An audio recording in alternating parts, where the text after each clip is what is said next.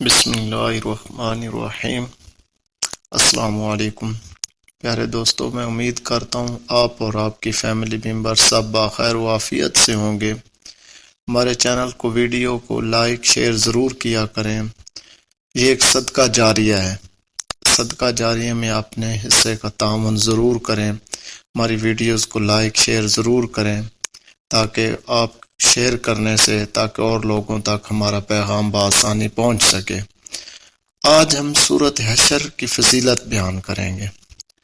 سورۃ حشر صبح روزانہ اٹھ کے یہ آیات جو میں آپ کے سامنے ابھی پڑھنے کا شرف حاصل کروں گا، یہ آپ نے صبح اٹھ کے سننی ہے یا پڑھ لینی ہے، تو انشاءاللہ آپ کی ہر حاجت، ہر مشکل، ہر بیماری دور ہو جائے گی انشاءاللہ۔ سورۃ حشر کی آخری آیات حضور پاک صلی اللہ علیہ وآلہ وسلم نے کچھ یوں بیان فرمایا۔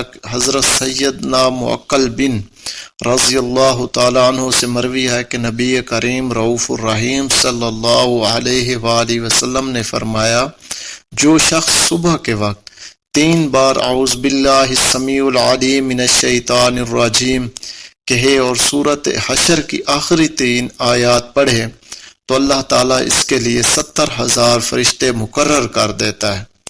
سبحان اللہ۔ جو شام تک اس کے لیے دعائے رحمت، اور اگر اس دن مرے تو شہید ہوگا، اور شام کو پڑھے تو صبح تک یہی فضیلت حاصل ہے۔ چلتے ہیں ہم